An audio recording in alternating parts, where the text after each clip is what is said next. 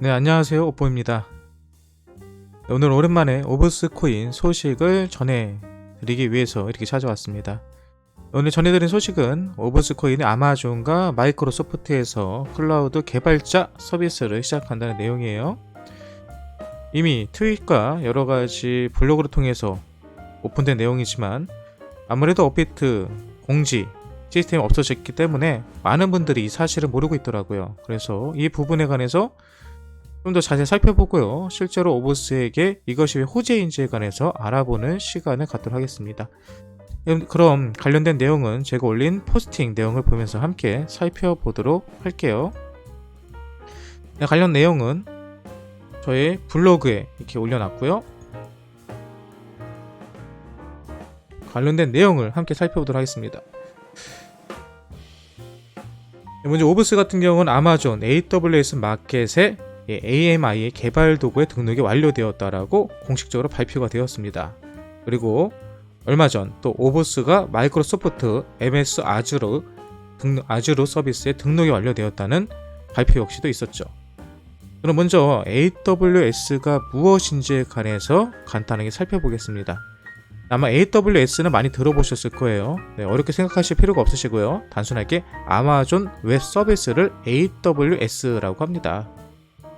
AWS 이 서비스는 현재 많은 사람들이 사용하고 있죠. 어렵게 생각하지 마시고요. 인프라를 빌려주는 클라우드 서비스를 바로 AWS라고 합니다.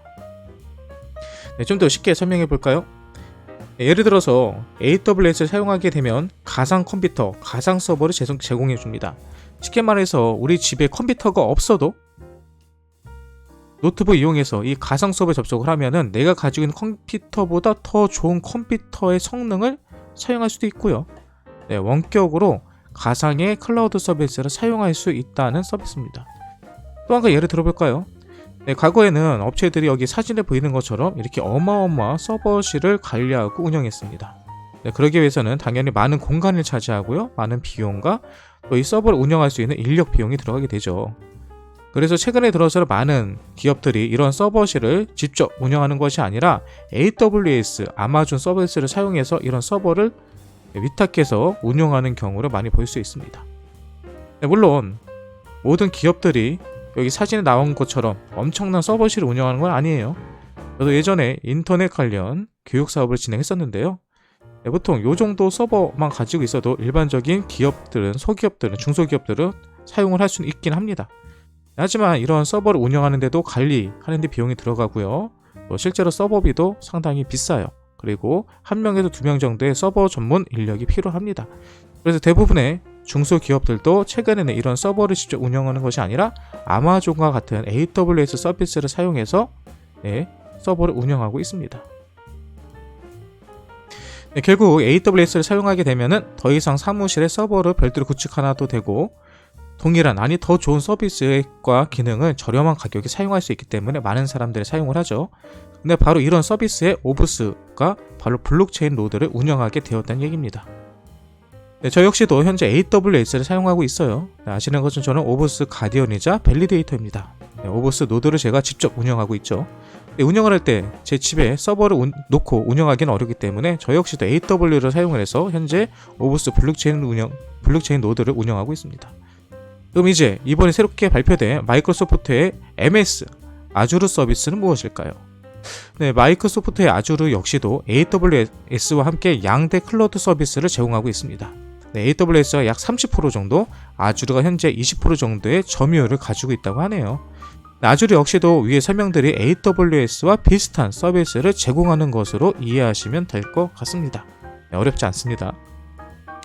이제 중요한 거죠. 우리가 AWS가 뭔지, 아주르 서비스가 뭔지 아는 거는 별로 중요하지 않습니다. 우리가 중요한 것은 오브스가 이 서비스라는 게 왜 호재인지, 그리고 실제적으로 우리에게 어떻게 도움을 줄 것인지를 살펴보는 게 더 중요하죠. 위에 설명드린 AWS와 아주르 서비스는요, 클라우드 서비스 제공하는데 개발자를 위한 별도의 부가 서비스도 같이 제공하고 있습니다. 최근 많은 기업체들에서는 블록체인에 관심을 가지고 있고요. 실제로 블록체인 기술을 적용해 보려고 합니다. 하지만 블록체인 서비스를 하기 위해서는 전문 인력과 전문 지식이 필요하죠. 하지만 블록체인은 신기술이기 때문에 실제로 관련된 인력을 구하는 것은 매우 부족합니다. 실제로 전문가들도 없고요. 프로그래머들도 상당히 찾아보기가 어렵습니다. 네, 그래서 많은 플랫폼, 블록체인 업체들에서는 이런 개발자들이 좀 더 쉽게 본인의 블록체인을 가지고 개발할 수 있도록 개발 툴을 제공하고 있어요. 네, 쉽게 말해서 기존의 프로그램 언어를 배워서 새롭게 프로그램 언어를 배워서 하는 것이 아니라 기존에 본인이 알고 있던 C++이라든지 여러 가지 프로그램 언어를 그대로 블록체인에 적용해서 사용할 수 있도록 개발 툴을 제공하고 있습니다. 이번 아마존과 마이크로소프트 클라우드 역시도 이 서비스를 제공을 할 때 바로 이런 개발자들이 쉽게 이 블록체인을 적용하고 사용해 볼 수 있도록 개발자 도구를 지원하는 게 바로 이 서비스가 된다는 것을 설명하고 있는 것입니다. 다시 말해서 블록체인 개발자들이 오브스를 사용해서 블록체인을 설계하고 사용할 가능성이 높아졌다는 것을 볼 수 있죠. 이것이 가장 큰 효과라고 저는 생각이 됩니다. 네, 그렇다면 오브스만 특별하게 이 서비스를 제공하고 있나요? 아닙니다. 네, 이미 다른 플랫폼 코인들에서도 이 서비스를 이 마이크로소프트나 아마존에서 제공하고 있습니다.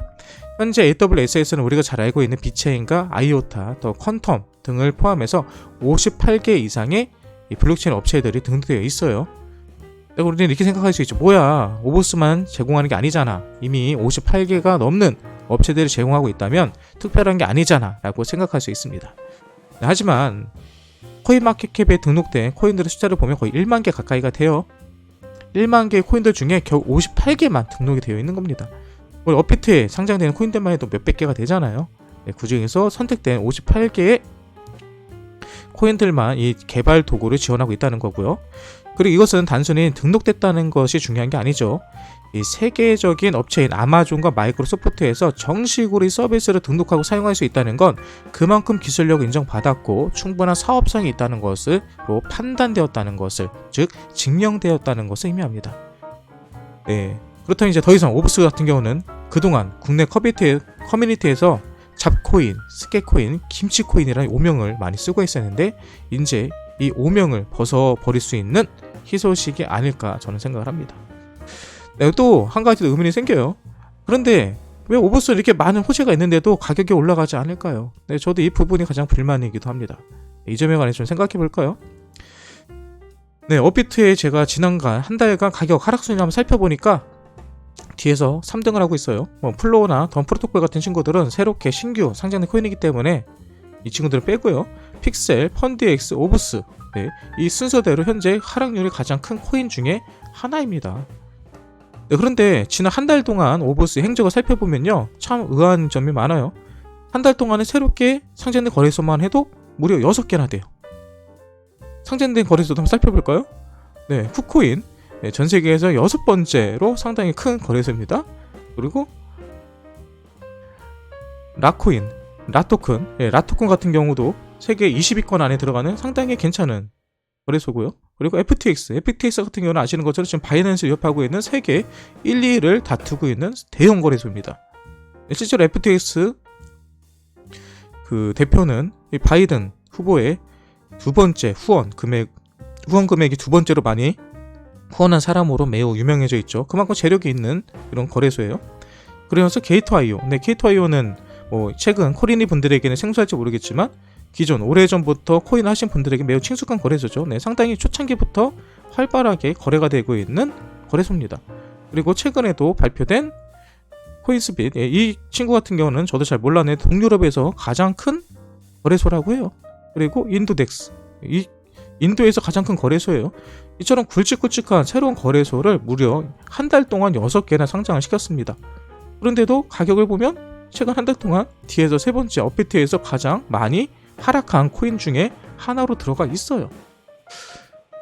네, 근데 이런 현상은요, 오브스의 오랜 홀더인 저 입장에서는 새로운 일이 아닙니다. 네, 이미 초창기부터 오브스는요, 정말로 말도 안 되는 정말 대형 호재들을 많이 터뜨렸거든요. 네, 다른 코인 같았으면 수천, 수백, 수만 프로가 상승할 만한 내용에도 불구하고 시장의 반응은 거의 없었어요. 한번 살펴볼까요? 네, 오브스요, 카카오 인베스트로부터 투자 받았고요. 삼성 SDS로부터도 투자 및 파트너십을 맺었습니다. 그뿐만 아니라 트럼프 행정부에서는 바로 이 이스라엘과 팔레스타인 분쟁 해결을 하기 위해서 이 블록체인을 사용하게 되었는데 그때 오브스를 사용해서 협력을 하겠다고 발표까지 했어요. 그뿐만이 아닙니다. 미국 의회에서는요 오브스에 관련된 이런 세미나도 개최가 되고요. 미국 재무부 대표인 밀시에 실키는요 오브스 사무실을 직접 참석을 해서 들어와서 오브스에 대해서 또 블록체인에 관해서 이렇게 논의도 하는 장면도 볼 수 있습니다. 또한 JLF, 세계적인 통신사들이 자동 정산 하는 프로그램을 만드는데 오브스 기술을 사용한다고 발표했고요. 지금도 개발 중이에요.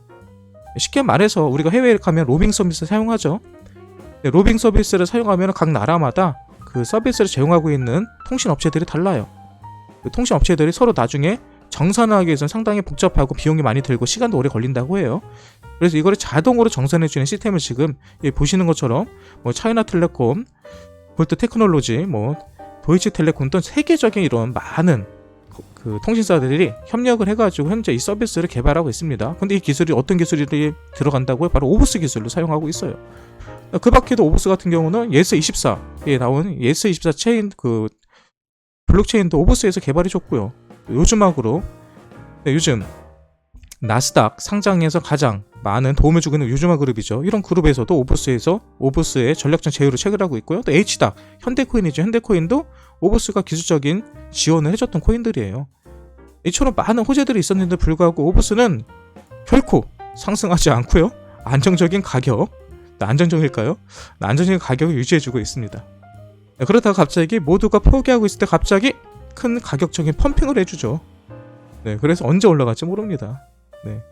그뿐만이 아닙니다. 오브스는 지금 더 많은 호재들이 준비되어 있어요. 세계적인 100대 기업 분류 추적 시스템을 현재 개발 중에 있고요. 또 세계은행하고도 대출 자금 출처 추적 시스템을 개발하고 있다고 발표했어요. 또 유럽 중에 한 나라와는 현재 건강 여건에 관해서 프로젝트를 진행하고 있다고 하고요.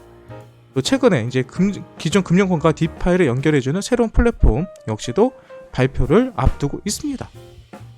이런 측면만 보면 오브스는 정말로 이 수많은 호재 가운데서도 상승하지 않는 것을 보면 정말 투자자들에게 암 걸리기 딱 좋은 코인이 맞아요. 그래서 제가 항상 오브스는 투자는 하지 말라고 여러분들에게 하는 이야기 중에 하나입니다.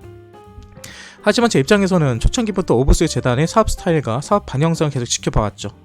그리고 이런 단기적인 펌핑 없이 꾸준히 사업을 진행하는 것을 보고 저는 오히려 신뢰를 더 갖고 있습니다.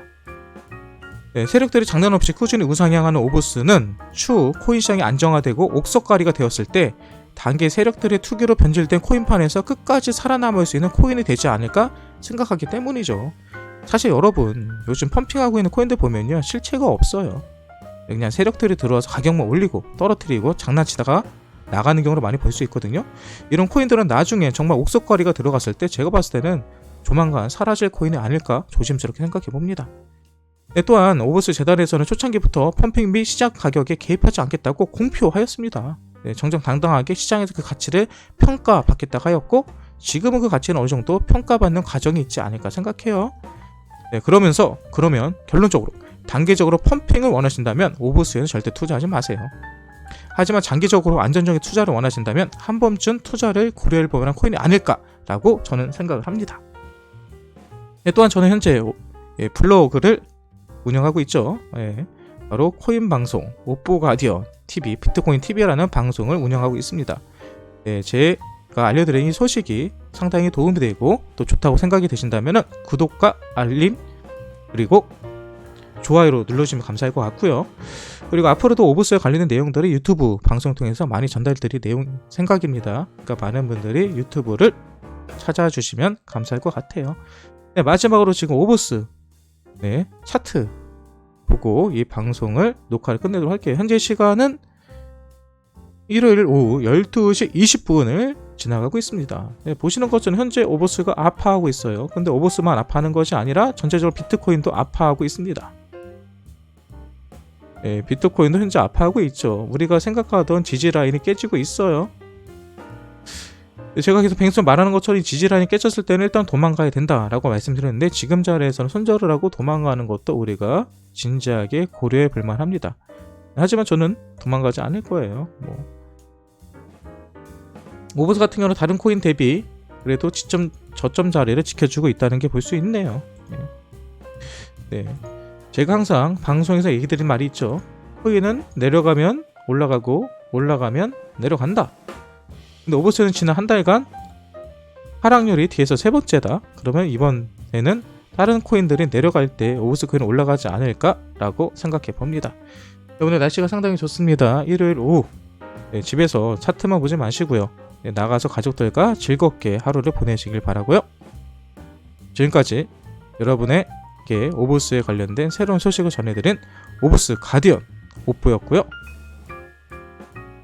추후 또 오버스 관련된 좋은 소식이 있으면 다시 찾아뵙도록 하겠습니다. 그럼 오늘 좋은 하루 보내세요.